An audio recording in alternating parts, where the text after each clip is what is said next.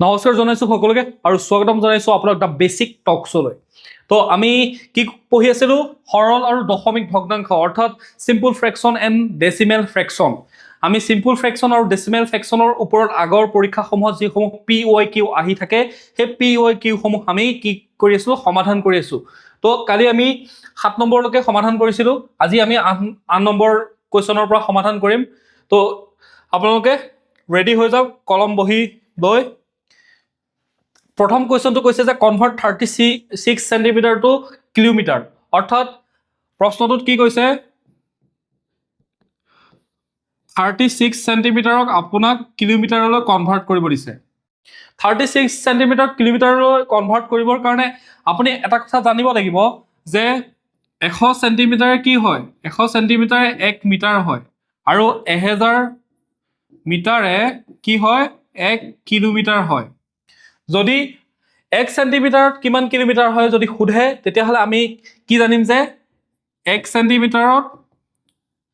1/1000 into 100 কিমান হ'ব, 1000 into 100 5টা শূন্য আছে, 1 2 3 4 5 একক দশক শতক হাজাৰ অযুত লাখ, 1/1 লাখ 1 সেন্টিমিটাৰ। যদি আমাক এটা 36 সেন্টিমিটাৰ লেভেলত দিয়ে কি হ'ব, আমি 30 ওপৰত 36 তলত 1 লাখ। ঠিক আছে, যদি আপুনি এইটো হৰণ কৰে তেতিয়াহ'লে আপুনি প্ৰথমে জাষ্ট দেখিবলৈ ভাল লগাকৈ এটা শূন্য পাতি লওক। 1 এটা আছে, 1ৰ সলনি আমি কি বহাম দশমিক বহাম, দশমিক বহোৱাৰ লগে লগে 1টো উৰি গুচি গ'ল, বাকী থাকিল 5টা শূন্য। 5টা শূন্য আমি বহাব লাগিব, কিন্তু আমি ওপৰত দেখিছোঁ যে দুটা সংখ্যা আছে, তেতিয়াহ'লে 5টাৰ পৰা দুটা সংখ্যাটো যদি আমি মাইনাছ কৰি দিওঁ আমি 3টা শূন্য বহালেই হৈ যাব। বুজি পাইছেনে নাই? 3টা শূন্য বহাম, এনে আমি 5টা বহাব লাগিছিলে, কিন্তু ওপৰত দেখিছোঁ যে দুটা সংখ্যা আছে, দুটা সংখ্যা থকাৰ ফলত আমি তাৰ 5টাৰ পৰা আমাৰ দুটা মাইনাছ হৈ গ'ল, 3টা আহিব। তাৰপিছত ওপৰত যিটো সংখ্যা আছে সেইটো সংখ্যাই হ'ব। এনেধৰণে কি কৰা হয় ইয়াক দশমিকলৈ কনভাৰ্ট কৰিব পাৰি। বুজি পালে কেনেধৰণে কৰিলো? ভেৰি চিম্পল হয়। তো কিবা বুজি নাপালে কমেণ্টত সুধিব, চাই লওক একবাৰ। নেক্সট প্ৰশ্ন, সিম্পলিফাই 1.24 এজ এন ইম্প্ৰপাৰ ফ্ৰেকশন। সিম্পলিফাই কৰিব দিছে 1.24, ওপৰত কি আছে এডাল ডেছ আছে, ওপৰত এডাল ডেছ আছে, এডাল চাই লওক। ইম্প্ৰপাৰ ফ্ৰেকশন, ইম্প্ৰপাৰ ফ্ৰেকশন মানে হৈছে অপ্ৰকৃত ভগ্নাংশ। প্ৰকৃত ভগ্নাংশ কোনবিলাক আৰু অপ্ৰকৃত ভগ্নাংশ কোনবিলাক? অপ্ৰকৃত ভগ্নাংশ সেইটোৱে যিটো ভগ্নাংশৰ হৰটো কি হয় লবটোতকৈ সৰু হয়। প্ৰকৃত ভগ্নাংশ সেইটোৱে যাৰ হৰটো লবটোতকৈ ডাঙৰ হয়। অৰ্থাৎ 1/5 এটা প্ৰকৃত ভগ্নাংশ, কিন্তু 7/2 এটা অপ্ৰকৃত ভগ্নাংশ। ঠিক আছে, তেতিয়াহ'লে আমি 1:1.24 আমাক কি সমাধান কৰিব দিছে, 1.24 ওপৰত কি আছে এডাল ডেছ এডাল আছে, তাক যদি আমি সমাধান কৰো তেতিয়াহ'লে 1.24 নহয়, এইটো 1.12 ওপৰতো আছে, এইটো 2 ওপৰতো আছে, এইটো কোৱাটো ভুল হৈছে। তো আমি জানো যে দুটা সংখ্যাৰ ওপৰত কি আছে, দুটা সংখ্যাৰ ওপৰত ই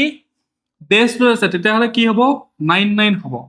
মূল সংখ্যাটো কিমান হয়, মূল সংখ্যাটো 124 হয়। তাৰ পৰা আমি মাইনাছ কি কৰিব লাগিব, যিটো সংখ্যাৰ ওপৰত ডেছ নাই, যিটো সংখ্যাৰ ওপৰত ডেছ নাই আমি মাইনাছ কৰিলোঁ 99। 124 পৰা যদি এক এটা মাইনাছ কৰোঁ তেতিয়াহ'লে আমি পাম যে 123। ইয়াক যদি আমি সৰু কৰোঁ 3 2 5 5 1 6, এইটো সংখ্যাক কিহেদি হৰণ গৈ আছে 3 দি হৰণ গৈ আছে। ঠিক আছে, তাৰপিছতে 9 9 9 9 18, ইয়াকো 3 দি হৰণ যাব। 3 আমি কাটিলোঁ 33, 3 কাটিলোঁ আমি 4 বাৰ এবাৰ 41/33। এইটো এটা অপ্ৰকৃত ভগ্নাংশ হয়নে নহয়? যাৰ হৰটো হৈছে লবতকৈ সৰু আৰু লবটো হৈছে হৰতকৈ ডাঙৰ, তাকে কোৱা হয় ইম্প্ৰপাৰ ফ্ৰেকশন বা অপ্ৰকৃত ভগ্নাংশ। 41/33। ইয়াৰ ভিতৰত শুদ্ধটোৰ কোনো হ'ব option number B. Option number বিত কি আছে 41/33। নেক্সট প্ৰশ্নত আহিছো আমি। নেক্সট প্ৰশ্নত কি সুধিছে, দ্য ইকুইভেলেণ্ট ফ্ৰেকশন অফ 4.22। ইকুইভেলেণ্ট ফ্ৰেকশনটোৰ কথা সুধিছে, মানে সমান এটা সমতুল্য ভগ্নাংশৰ কথা সুধিছে তেতিয়াহ'লে ইকুইভেলেন্ট বুলি ক'লে কেছটো এতিয়া আমি চাব লাগিব 4.2222 এইটো মানে কি 2 কে গৈয়ে থাকিব তাৰ কাৰণে আমি বাকি কেইটা 2 বাদ দিলেও হৈ যাব কাৰণ ই 2 কে গৈয়ে থাকিব ই কেতিয়াও শেষ নহয় 4.2 কাৰণ এই যদি 2 কে গৈয়ে আছে তেতিয়াহ'লে ইয়াৰ ওপৰত ডাল ডেছ আহিব ঠিক আছে ই পুনৰাবৃত্তি হৈ গৈ আছে যেহেতু তাৰ কাৰণে ওপৰত আমি এডাল ডেছ দিম ডেছ দিয়াৰ লগে লগে আমি পালো যে ইয়াক যদি আমি ভাগি চাওঁ তেতিয়াহ'লে আমি পাম যে 4 প্লাছ 0.2 ডেছ ঠিক আছে 4 প্লাছ ওপৰত এডাল ডেছ আছে তেতিয়াহ'লে ইয়াত কি হ'ব 9 হ'ব 9/2 হ'ব ঠিক আছে 9/2 হ'ব 9/2 হোৱাৰ লগে লগে আমি ইয়াৰ লসাগু যদি লওঁ 9 ওপৰত 4 আছে তলত 1 আছিলে 1 9 গুণ 9 4 গুণ 36 প্লাছ 2 অৰ্থাৎ 38/9 এই সংখ্যাটো কি হ'ব সমতুল্য ভগ্নাংশটো কি হ'ব 38/9 অপশ্যন নম্বৰ 8 নাই অপশ্যন নম্বৰ চিত নাই অপশ্যন নম্বৰ ডিত নাই অপশ্যন নম্বৰ বিত আছে যে 38/9 ঠিক আছে সমতুল্য ভগ্নাংশটো কি হ'ব 38/9 বুজি পালে নেক্সট প্ৰশ্নত আহিছো আমি 11 নম্বৰ প্ৰশ্নত সুধিছে যে 5/4 of a number is greater than 3/4 of the number by 6 find the number এটা সংখ্যাৰ 5/4 সংখ্যাটোৰ 3/4তকৈ 6 বেছি হয় সংখ্যাটো কি হয় let the number ধৰি ললো যে এটা সংখ্যা হল x কি কৈ আছে 5/4 সংখ্যাটোৰ 5x/4 কি বুলি কৈছে সংখ্যাটোৰ 3/4তকৈ সংখ্যাটোৰ 3/4তকৈ কি বুলি কৈছে 6 কম বুলি কৈছে ঠিক আছে 6 বেছি বুলি কৈছে অৰ্থাৎ 6 যদি বেছি হয় তেতিয়াহ'লে আমি 3x/4 টো যদি আমি 5x/4 পৰা মাইনাস কৰি দিওঁ অৰ্থাৎ সেই সংখ্যাটোৰ ডিফাৰেন্সটো কি কৈছে 6 কৈছে ইকুৱেশ্যনটো হৈছে এটো বুজি পালে এটা সংখ্যা আছে যে সংখ্যাটো ধৰি ললো x সংখ্যাটো কি কৈছে 5/4 সংখ্যাটো 5/4 5x/4 কি কৈছে 3/4তকৈ বেছি বুলি কৈছে বেছি বুলি যেতিয়া ক'লে তেতিয়া আমি গম পালো যে এটো মাইনাস কৰিব লাগিব 3x 3/4 3x/4 ইকুৱেল টু কিমান হৈছে 6 ইয়াক যদি আমি সৰলীকৰণ কৰো 4 5x minus 3x equal to 6 5x minus 3x equal to 2x equal to 6 6 4 24 x equal to 12 শুদ্ধ উত্তৰ হ'ব x equal to 12 option number code আছে সি আছে 12 অৰ্থাৎ সংখ্যাটো নিৰ্ণয় কৰিব দিছিলে সংখ্যাটো কি হ'ব 12 হ'ব এটো যদি আপুনি সংখ্যাটো এতিয়া বহাই চাই তেতিয়া আপুনি গম পাব যে এই কোৱেশ্চনটো যদি পাতি দিয়ে তেতিয়া গম পাব যে হয় 6 এটা বেছি হয় 6 এটা বেছি হয় মানে এই কোৱেশ্চনটোৱে কি কৰিব প্ৰমাণ কৰি দিব নেক্সট প্ৰশ্নত আহিছো নেক্সট প্ৰশ্নত কি সুধিছে express 0.432 in the form of p by q where p and q are integers and q not equal to 0 কি কৈছে এটুকু কি কৰিব লাগিব ভগ্নাংশলৈ নিব লাগিব 0.432 ওপৰত কি আছে ইয়াৰ ডেছ আছে ইয়াক যদি আমি ভগ্নাংশলৈ নিও দুটা সংখ্যাৰ ওপৰত ডেছ আছে দুটা 9 আহিব এটাৰ ওপৰত নাই 0 আহিল মূল সংখ্যাটো হৈছে 432 তাৰ পৰা আমি 4 টা মাইনাস কৰি দিব লাগিব যিটোৰ ওপৰত ডেছ নাই 990 আমি পালো 428 পালো ঠিক আছে 428 পালো এতিয়া এই সংখ্যাটো কিহেদি হৰণ যাব এই সংখ্যাটোক 2 এ হৰণ যাব নে নাযায় 2 এটো হৰণ কেন যাব লাষ্টৰ 8 আছে 2 এ 2 গুণ 2 এ 1 গুণ 2 এ 4 গুণ 2 এ 4 গুণ 2 এ 4 9 গুণ 2 এ 5 2 1 4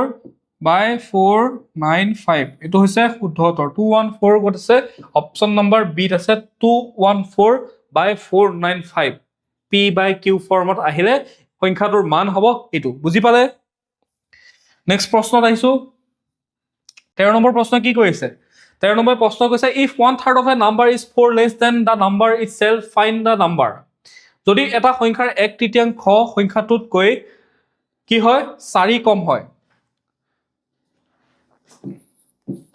অৰ্থাৎ let the number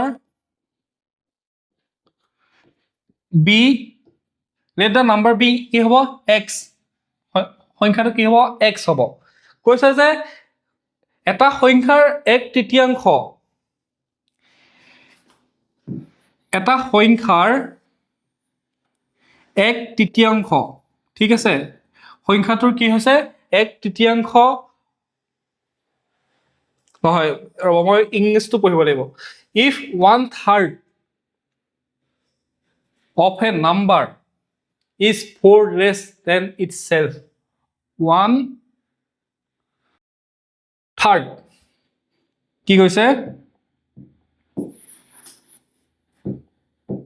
সংখ্যাটো হৈছে x আৰু x ৰ পৰা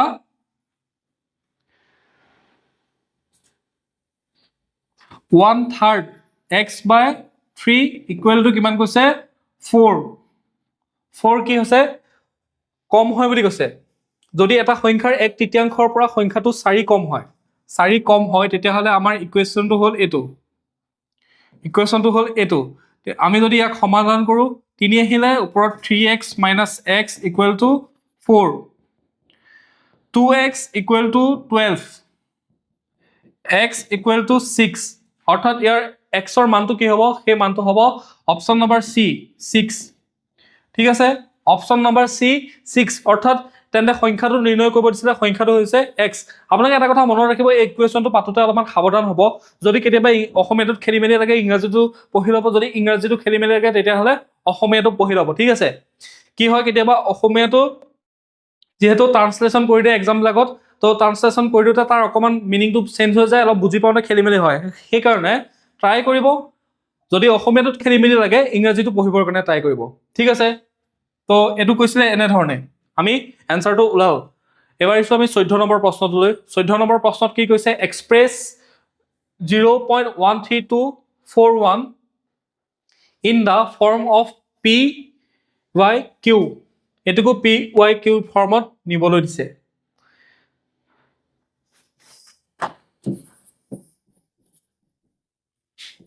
(0.13241)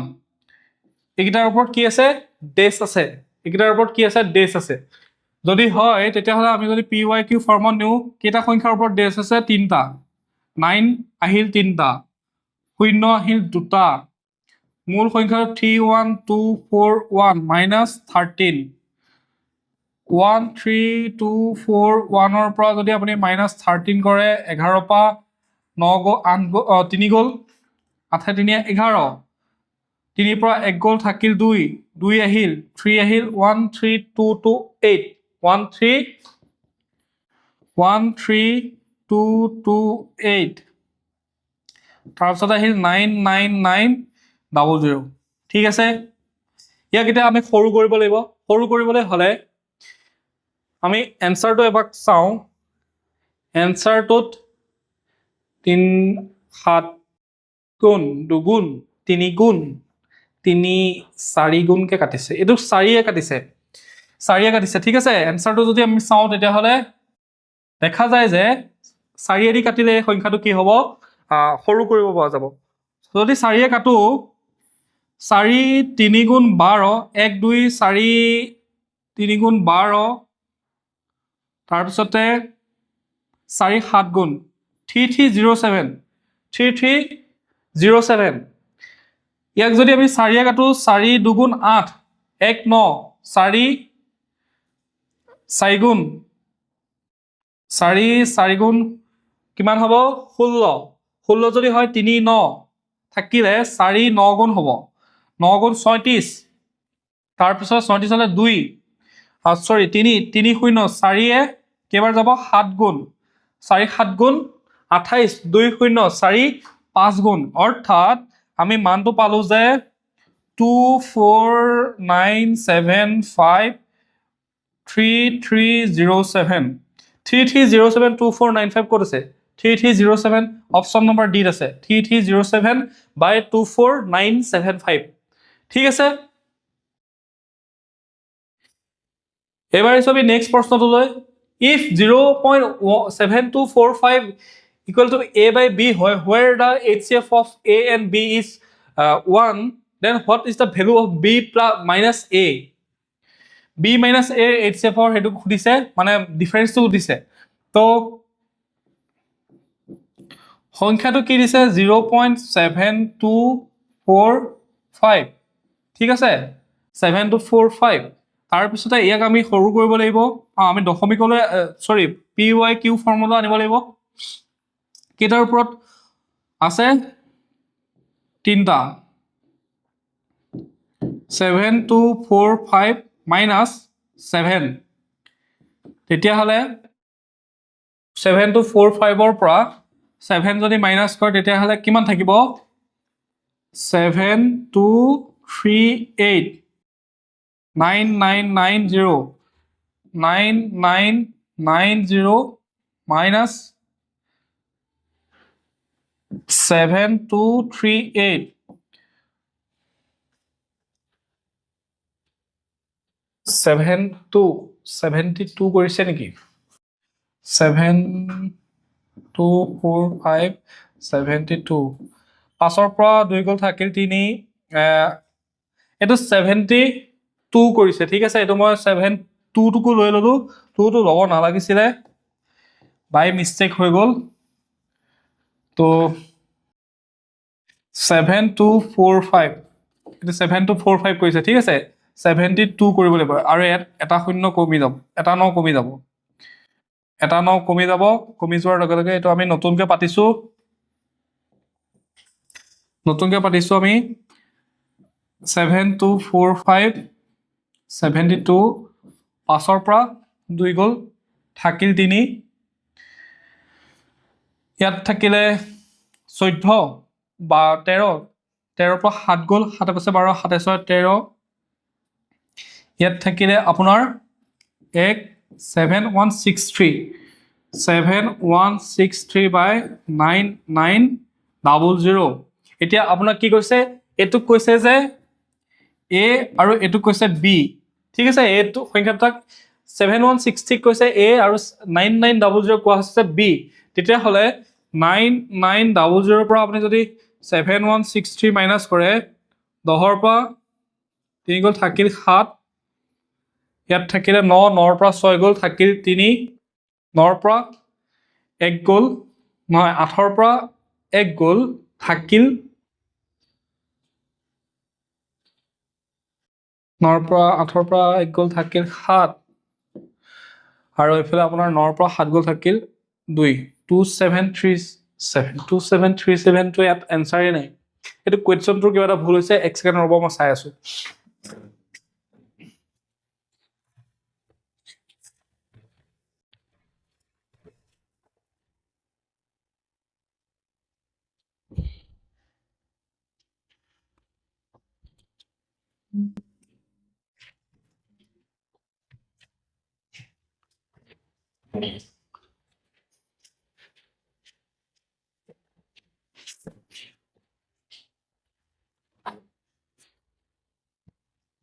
7163 ৰবচোন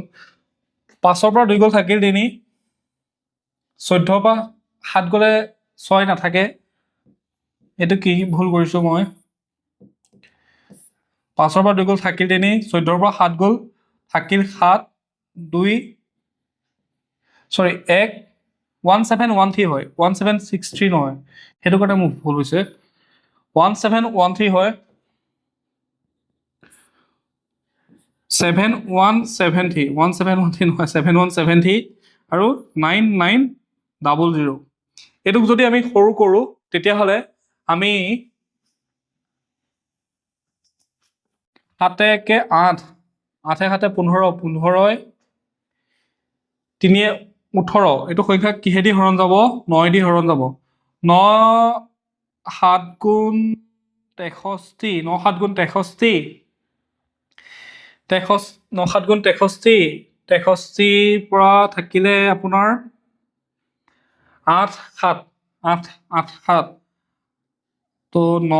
9 গুণ 81 6 3 9 7 গুণ 63 9 1 1 0 0 অৰ্থাৎ আমি যদি সংখ্যাটো সৰু কৰোঁ তেতিয়া পাম যে 797 11 00 797 বাই 11 00 যদি আমি এতিয়া যদি এটুক যদি a বুলি কোৱা হৈছে আৰু এটুক যদি b বুলি কোৱা হৈছে আমাক b - a মান উলিয়াব দিছে অৰ্থাৎ আমি 1100 মাইনাছ 797 ৰ যদি আমি মানটো মাইনাছ কৰোঁ 10 ৰ পৰা 7 গ'ল থাকিল 3 ইয়াত থাকিলে আপোনাৰ 9 9 9 মিলি গ'ল থাকিল 0 10 থাকিলে 10 ৰ পৰা 7 গ'ল থাকিল 3 303 303 ক'ত আছে অপশ্যন নম্বৰ চিত আছে 303 ঠিক আছে 303 ইয়াৰ শুদ্ধ উত্তৰটো হ'ব 303 আমি লাষ্ট কোৱেশ্চনটো কৰিবলৈ ওলাইছো লাষ্ট কোৱেশ্চনটোত কি কোৱা হৈছে যে find x and y the equivalent fraction given below x by 9 105 by 60 equal to 5 by y অৰ্থাৎ আমাক কি কৈছে